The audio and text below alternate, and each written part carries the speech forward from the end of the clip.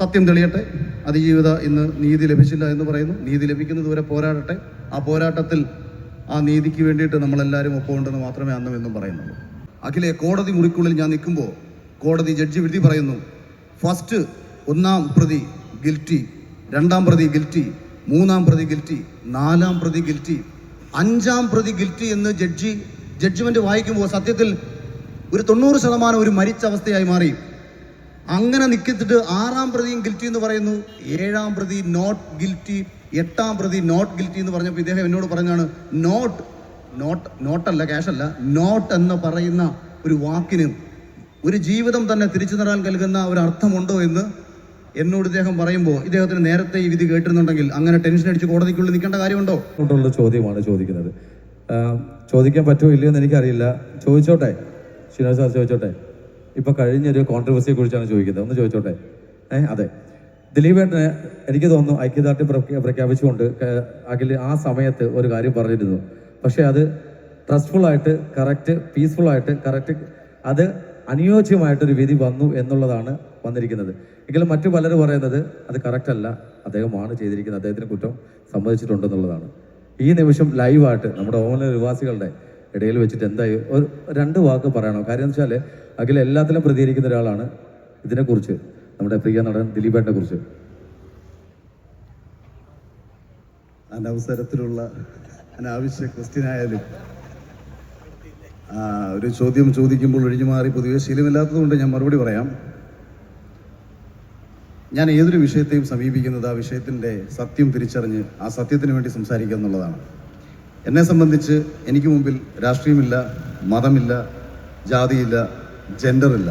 ആണെന്നോ പെണ്ണെന്നോ രാഷ്ട്രീയമോ ജാതിയോ മതമോ ഒന്നും നോക്കിയിട്ടല്ല നാളിതുവരെ എൻ്റെ അഭിപ്രായങ്ങൾ ഞാൻ പറഞ്ഞിട്ടുള്ളത്. ഈ ഒരു പ്രശ്നം കേരളത്തിൽ വലിയ രീതിയിൽ ചർച്ചയാവുന്ന സമയത്ത് അതിൽ ഇരയാക്കപ്പെട്ട പെൺകുട്ടിക്ക് നീതി ലഭിക്കണം. ആ പെൺകുട്ടിയോട് തെറ്റ് ചെയ്തിട്ടുള്ളവന്മാർക്ക് ഏറ്റവും അർഹമായ ശിക്ഷ ലഭിക്കണം.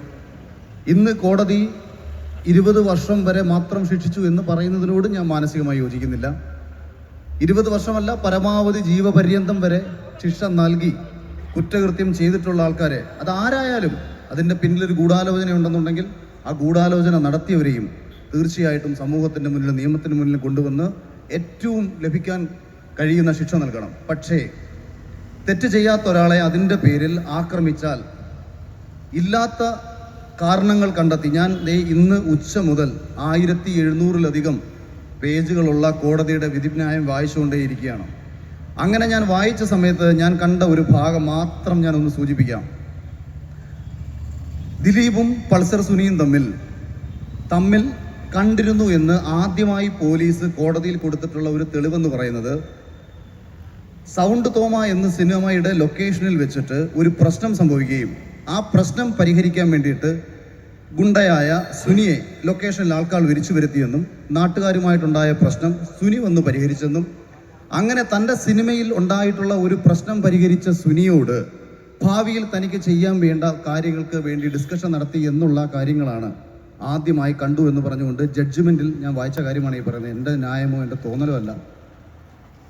അപ്പോൾ അതിന് തെളിവായിട്ട് അന്നത്തെ അന്വേഷണ ഉദ്യോഗസ്ഥൻ വൈജു പോലീസ് കൊടുത്തേക്കുന്നത്, ഈ ലൊക്കേഷനിൽ വെച്ചിട്ട് പൾസർ സുനി ഇത് ചെയ്തു എന്ന് തെളിയിക്കാൻ വേണ്ടിയിട്ട് അദ്ദേഹം അന്നേ ദിവസം അവിടെ നിന്നൊരു റെസിപ്റ്റ് കൈപ്പറ്റിയിരുന്നു.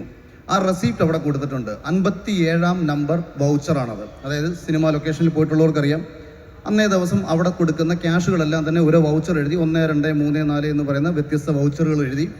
അങ്ങനെ ഏകദേശം 100 പേരുണ്ടെങ്കിൽ ആ 100 പേർക്കും വൗച്ചറിന് എണ്ണം കാണും, ആ വൗച്ചറിന് വേറെ നമ്പറും കാണും. അങ്ങനെ 57-ാമത്തെ വൗച്ചറിൽ സുനിൽ കുമാർ ബ്രാക്കറ്റിൽ ഗുണ്ട 650 രൂപ കൈപ്പറ്റി എന്നുള്ള ഒരു വൗച്ചറാണ് കോടതിയിൽ തെളിവായിട്ട് കൊടുക്കുന്നത്. ഇതിൽ ഏറ്റവും രസകരമായ കാര്യം, ഒരു മലയാള സിനിമയുടെ ലൊക്കേഷനിൽ ഒരു പ്രശ്നം പരിഹരിക്കാമെന്ന ഗുണ്ടയ്ക്ക് 650 രൂപയാണോ അതിനുവേണ്ടി കൊടുക്കുന്നത് എന്നുള്ള ആദ്യത്തെ സംശയം. രണ്ടാമത്തത്, ദിലീപിന്റെ വക്കീൽ, അതായത് പ്രതിഭാഗം വക്കീൽ ഇതിനെ ഡിഫെൻഡ് ചെയ്യാൻ വേണ്ടി വാദിച്ചപ്പോൾ അവർ മുന്നോട്ട് വെക്കുന്നത് 57-ാമത്തെ റെസിപ്റ്റ് ഇന്ന ആളാണ് കൈപ്പറ്റിയെങ്കിൽ 56 ഇതാ ഞങ്ങൾ വെക്കുന്നു, 58 ഞങ്ങൾ വെക്കുന്നു. കാര്യം ഇതിന് പിന്നിലോട്ടും ആൾക്കാരുണ്ട്, മുന്നിലോട്ടും ആൾക്കാരുണ്ട്. പിന്നിലോട്ടുള്ള ആളുടെ പേര് കൊടുക്കുന്ന സമയത്ത് അയാളുടെയും എന്തോ വിജീഷ് കുമാർ എന്നാണ് പേര്, ബ്രാക്കറ്റിൽ ഗുണ്ട 1250 മറ്റോ രൂപ. 58 ഗുണ്ട ആൻഡ് ഫാമിലി എന്ന് പറഞ്ഞിട്ട് ഇത് ഇതെന്താ യാഥാർത്ഥ്യം?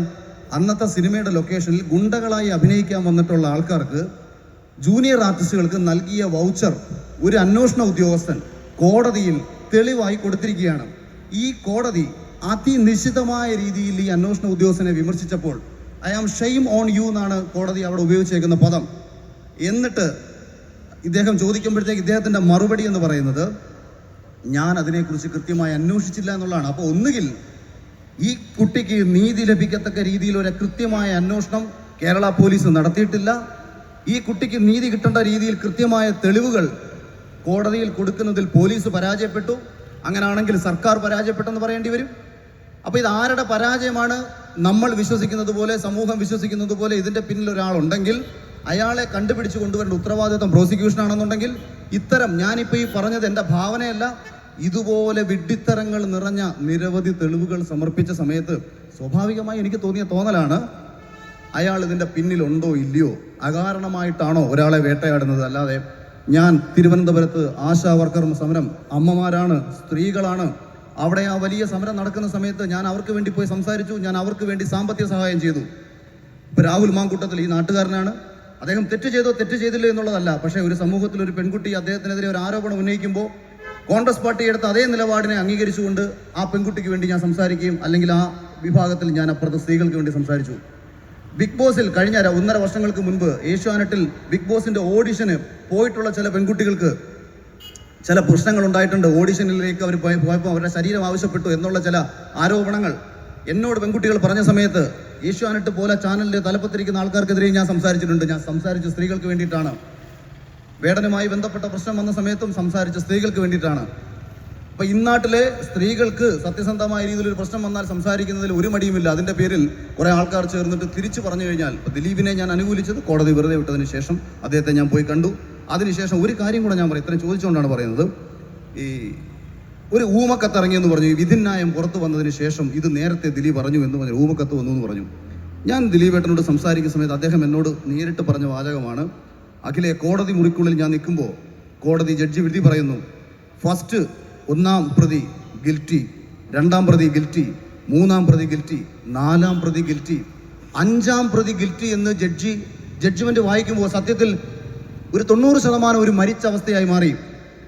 അങ്ങനെ നിൽക്കിച്ചിട്ട് 6-ാം പ്രതിയും ഗിൽറ്റി എന്ന് പറയുന്നു, 7-ാം പ്രതി നോട്ട് ഗിൽറ്റി, 8-ാം പ്രതി നോട്ട് ഗിൽറ്റി എന്ന് പറഞ്ഞപ്പോൾ ഇദ്ദേഹം എന്നോട് പറഞ്ഞാണ്, നോട്ടല്ല ക്യാഷല്ല, നോട്ട് എന്ന് പറയുന്ന ഒരു വാക്കിന് ഒരു ജീവിതം തന്നെ തിരിച്ചു തരാൻ നൽകുന്ന ഒരു അർത്ഥമുണ്ടോ എന്ന് എന്നോട് ഇദ്ദേഹം പറയുമ്പോൾ, ഇദ്ദേഹത്തിന് നേരത്തെ ഈ വിധി കേട്ടിരുന്നുണ്ടെങ്കിൽ അങ്ങനെ ടെൻഷൻ അടിച്ച് കോടതിക്കുള്ളിൽ നിൽക്കേണ്ട കാര്യമുണ്ടോ? എന്നോടത് സംസാരിക്കേണ്ട കാര്യമുണ്ടോ? ഞാൻ 2024 ആ മനുഷ്യനുമായിട്ട് ആദ്യമായി സംസാരിക്കുന്നത് അനീഷെ. അതിനു മുൻപ് 2017 മുതൽ എൻ്റെ സംശയങ്ങൾ മാത്രമാണ് പങ്കുവച്ചത്. അപ്പോൾ ഇത് ഇത്രയും ചോദിച്ചുകൊണ്ട് പറഞ്ഞതാണ്. സത്യം തെളിയട്ടെ. അതിജീവിത ഇന്ന് നീതി ലഭിച്ചില്ല എന്ന് പറയുന്നു. നീതി ലഭിക്കുന്നതുവരെ പോരാടട്ടെ. ആ പോരാട്ടത്തിൽ ആ നീതിക്ക് വേണ്ടിയിട്ട് നമ്മളെല്ലാവരും ഒപ്പമുണ്ടെന്ന് മാത്രമേ അന്നും എന്നും പറയുന്നുള്ളൂ. Thank you. Kumar. Thank you.